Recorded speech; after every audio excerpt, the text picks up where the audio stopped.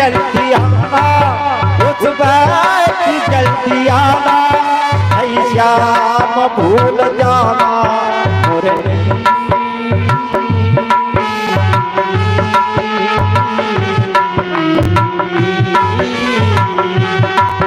मोरे मधुर बधाना, मोरे मधुर बधाना, अब प्राण निकले तो करें स्वामी, जब प्राण तन से निकले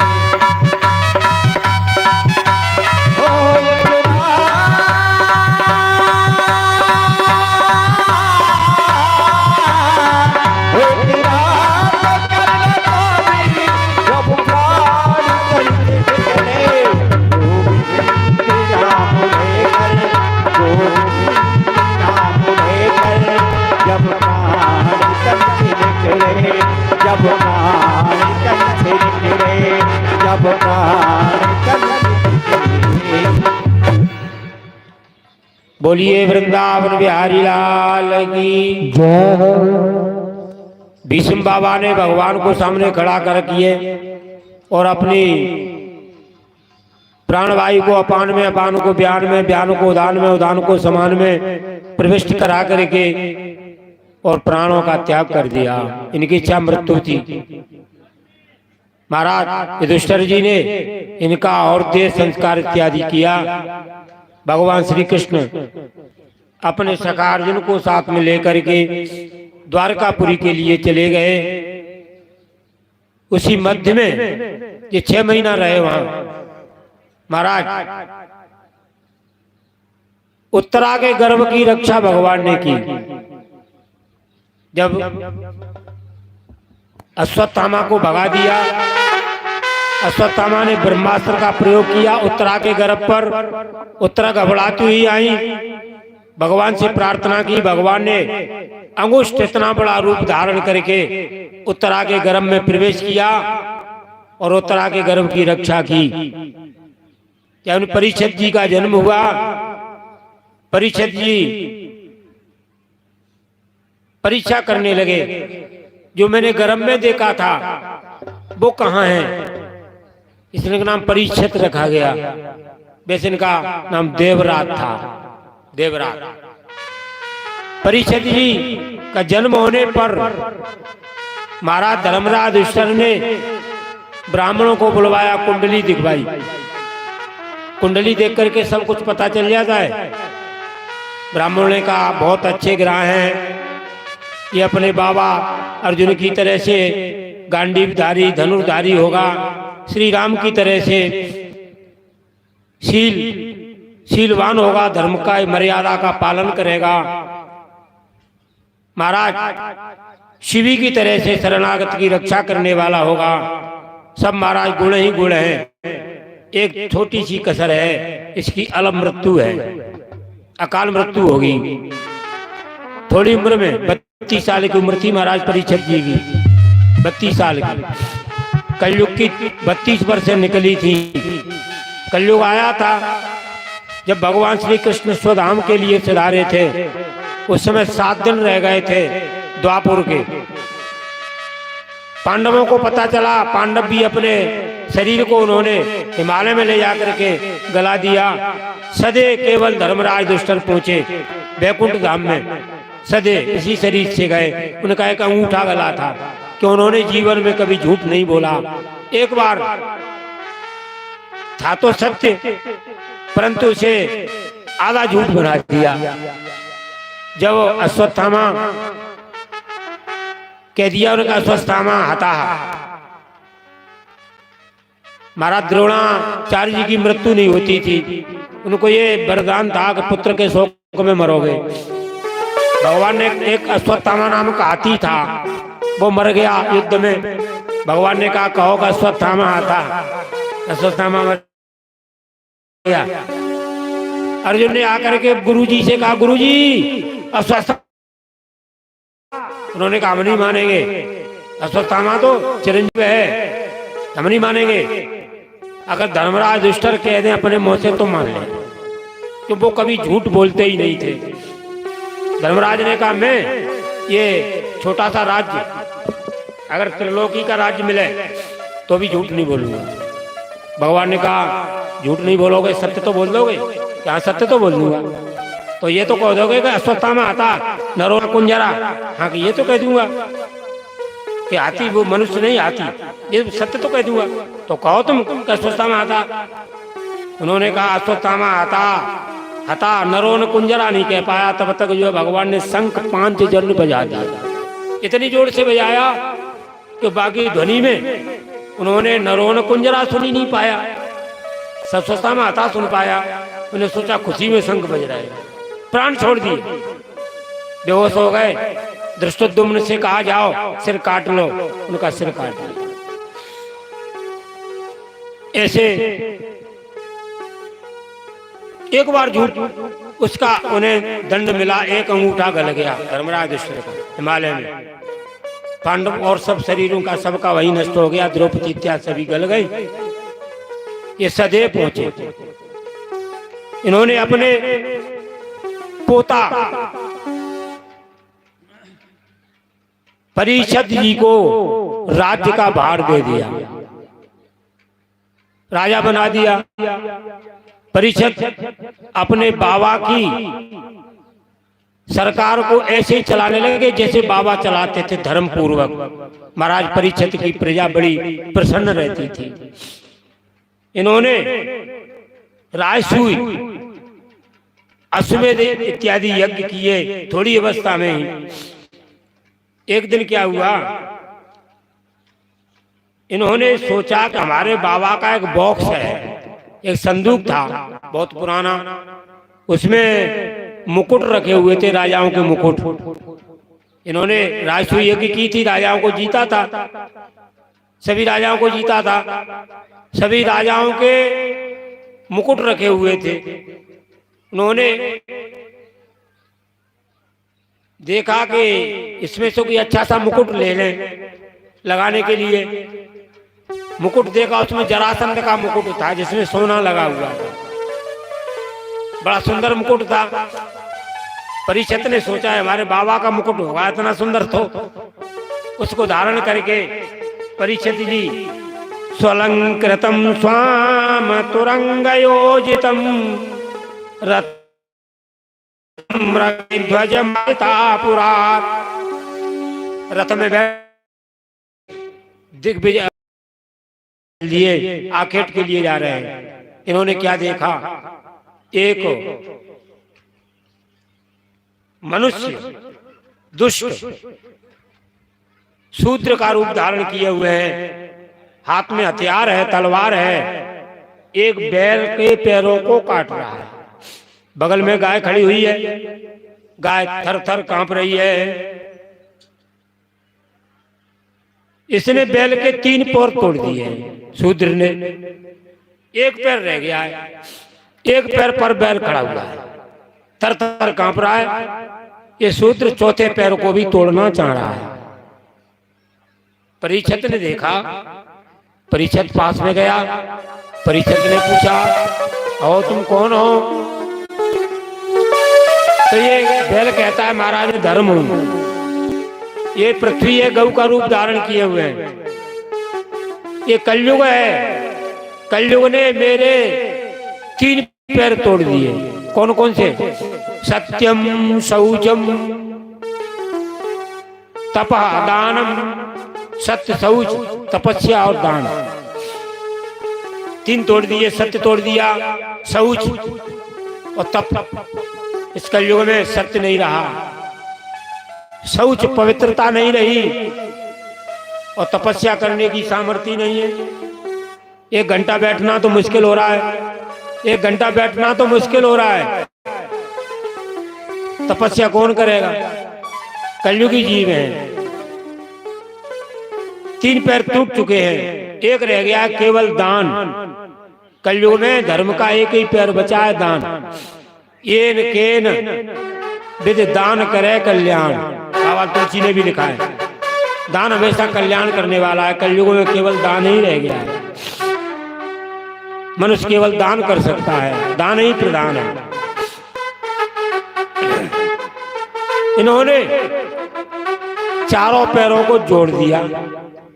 परीक्षित ने कलयुग को पकड़ लिया। एक मिनट टाइम है।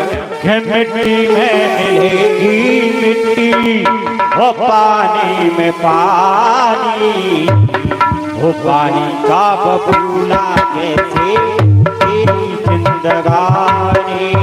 मिट्टी में मिलेगी मिट्टी, पानी में पानी, पानी का बबूला कैसे तेरी जिंदगानी।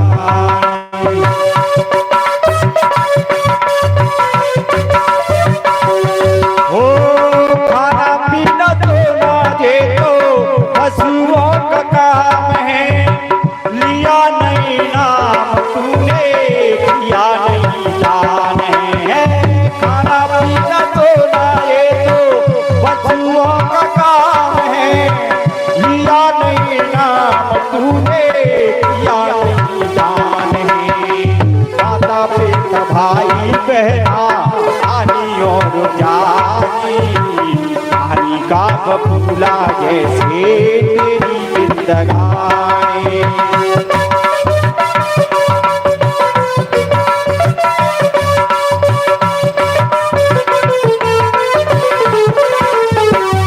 और क्या कहा है?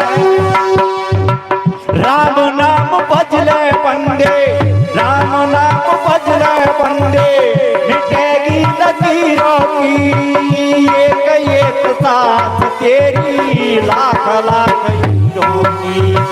राम नाम बजले बंदे, मिटेगी लकीरों की एक साथ तेरी लाख लाख की।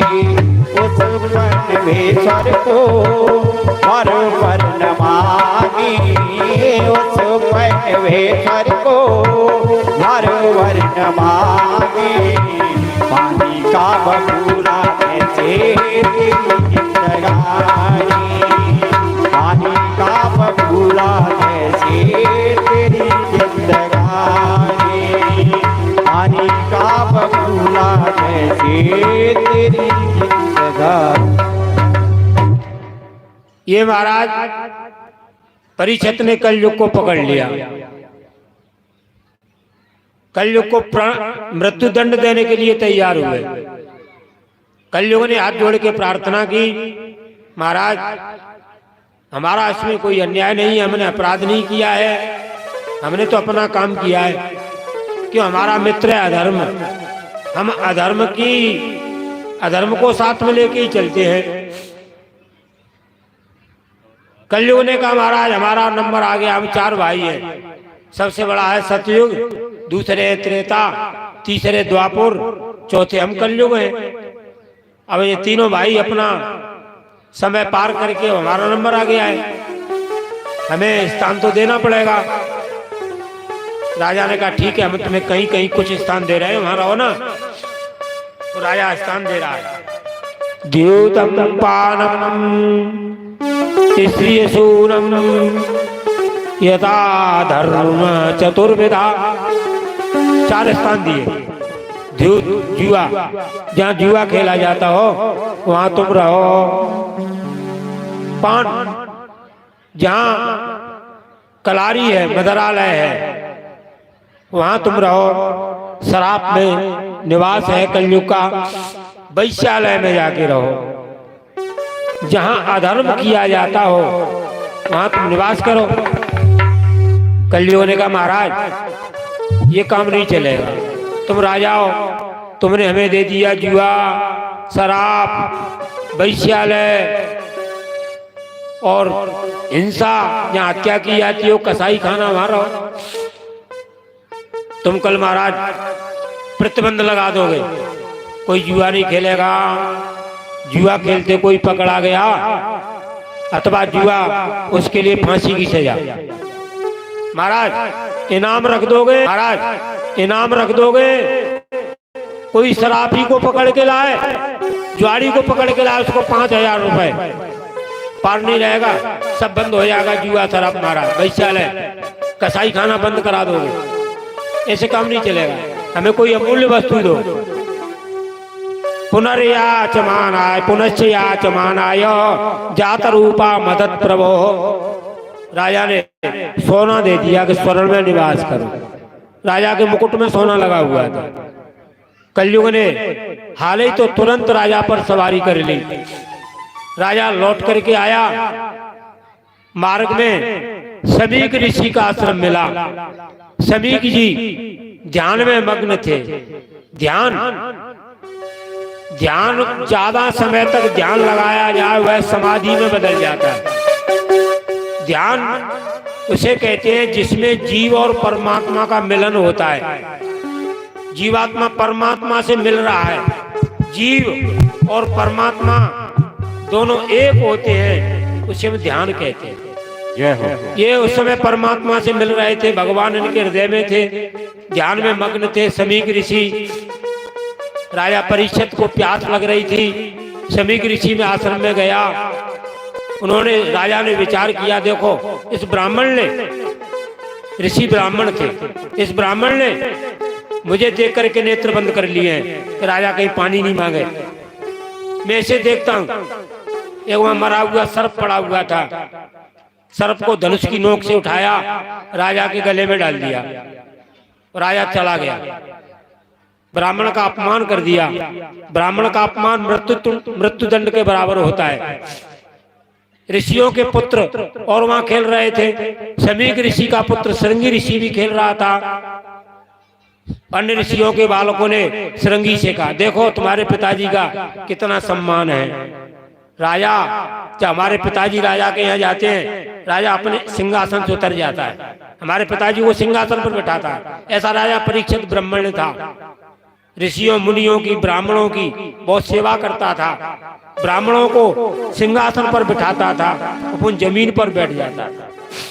हमारे पिताजी का इतना सम्मान, तुम्हारे पिताजी का देखो राजा ने कितना सम्मान किया है। मरा हुआ सर्प गले में डाल गया। श्रृंगी को बुरा लगा। श्रृंगी सोचा, अच्छा राजा परीक्षित की इतनी हिम्मत, हमारे पिताजी का इतना बड़ा अपमान। जहाँ पिता का अपमान हो वहां पुत्र को नहीं जाना चाहिए। जहां पिता का, जो पिता का अपमान करे, पुत्र अगर सामर्थ्यवान है तो उसे दंड देना चाहिए, शास्त्र का विधान है, अथवा उसके पास नहीं जाना चाहिए। जो पुत्र पिता के अपमान को सहन करता है वह कुपुत्र होता है, पुत्र नहीं होता। श्रृंगी ने कौशिकी नदी में से जल उठाया। तदा श्रृंग्याम कौशिक्याम मुदकम आचम्य, आचमन किया और जल हाथ में ले लिया। श्रृंगी कह रहे हैं, जिस राजा ने हमारे पिताजी के गले में मरा हुआ सर्प डाला है, उस राजा को आज से 7वें दिन तक्षक सर्प काट जाए और राजा की मृत्यु हो जाए। जल पड़ करके फेंक दिया, राजा को श्राप दे दिया। आज से 7वें दिन राजा की तक्षक सर्प के काटने से मृत्यु हो जाएगी। और पिताजी के पास जाकर के रोने लगे। रोने की आवाज जब महाराज जी के कानों में पहुंची, ऋषि जी ने नेत्रों को खोला, गले में से सर्प उठा के फेंक दिया। वो तो मरा हुआ था। और बेटे को गोदी में बिठाया, बच्चे क्या बात है, तुम्हें क्या कष्ट है, क्यों रो रहे हो? अगर कोई परेशानी थी तो राजा परीक्षित के पास चले जाते, परीक्षित से जाके कह देते कि हम ब्राह्मण हैं, हमको फलानी चीज की आवश्यकता है, राजा पूर्ति पूरी कर देता। तुमने मेरा ध्यान भंग क्यों किया? श्रृंगी ने कहा, पिताजी उस राजा की तुम इतनी प्रशंसा कर रहे हो, वो राजा तुम्हारे गले में सर्प डाल गया था, इतना बड़ा अपमान कर रहा है तुम्हारा। समीक ऋषि ने कहा, बेटा राजा तो बहुत अच्छा है, बड़ा ब्राह्मण्य है, ऐसा राजा तो होने वाला नहीं है। किसी तरह से राजा की बुद्धि बिगड़ गई होगी, कुछ हुआ होगा। तुमने बेटा उसके बदले में राजा को कोई दंड तो नहीं दिया? श्रृंगी ने कहा,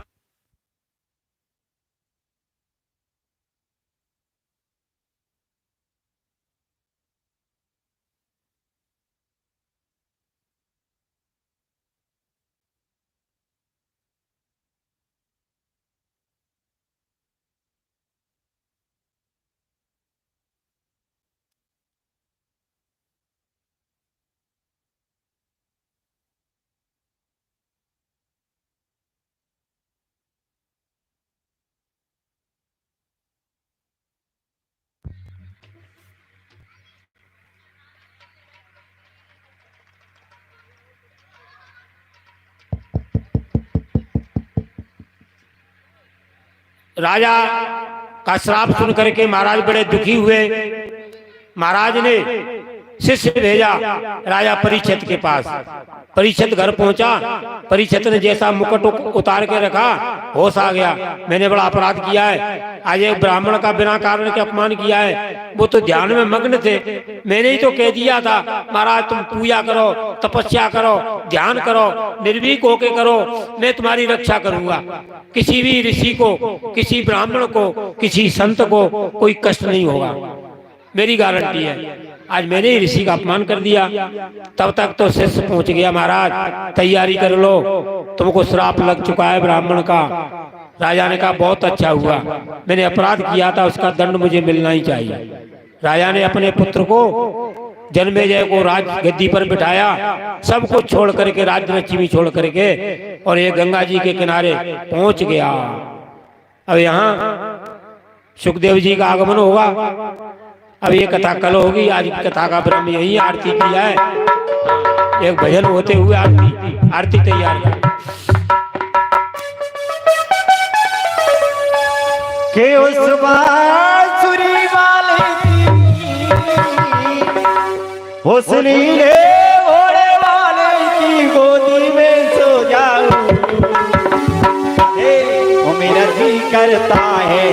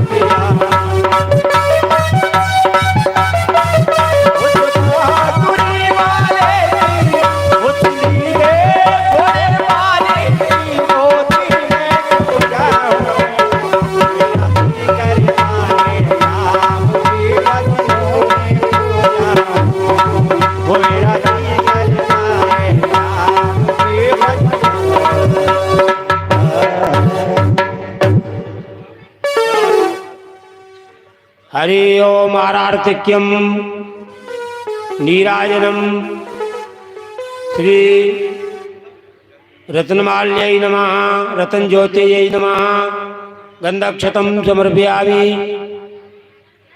रोरी चामर लगा दो। सभी भक्तगण जो बाहर घूम रहे हैं पांडाल के, वो भी सभी आरती में आ जाएं और पास में ही आ जाएं।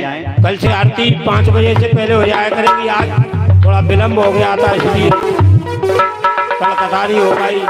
आरती श्री भागवत जी भरत पवेत्र भाव राही।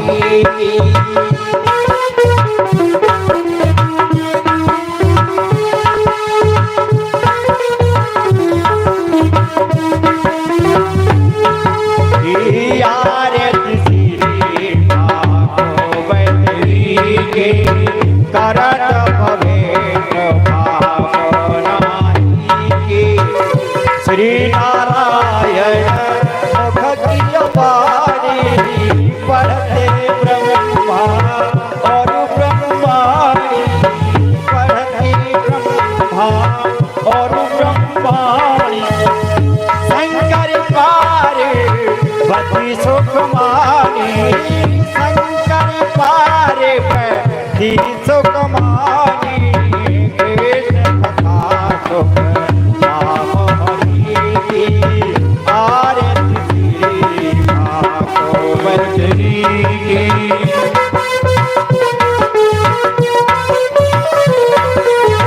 सनकादिक से सब खानी, नारद मुनि परम सुख मानी।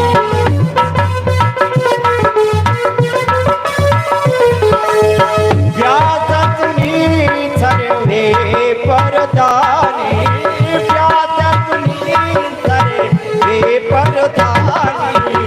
लिखिया पुराण कर की आरती भागवत जी।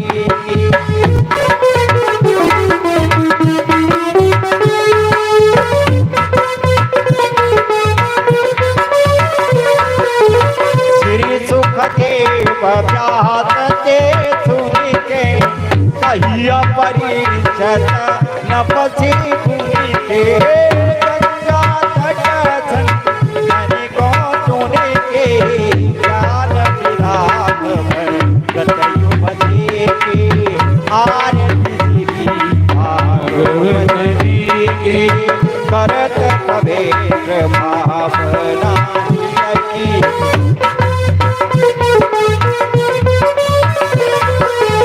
कथा भागवत जो कोई गावे, आप सुने औरों को सुनावे। बोलो कथा भागवत जो कोई गावे, आप सुने औरों को सुनावे।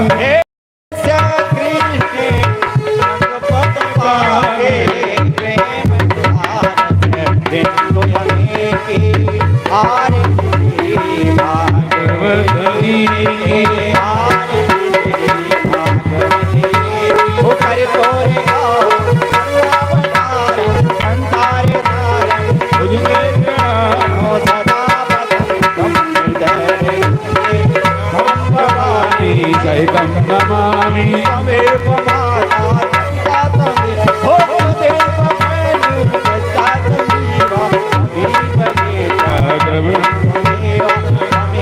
सर्वं मम देव देव। आरती भागवत जी करत पवेत्र भाव राही, करत पवेत्र भाव राही, करत पवेत्र। जलेन शीतलीकरणम् और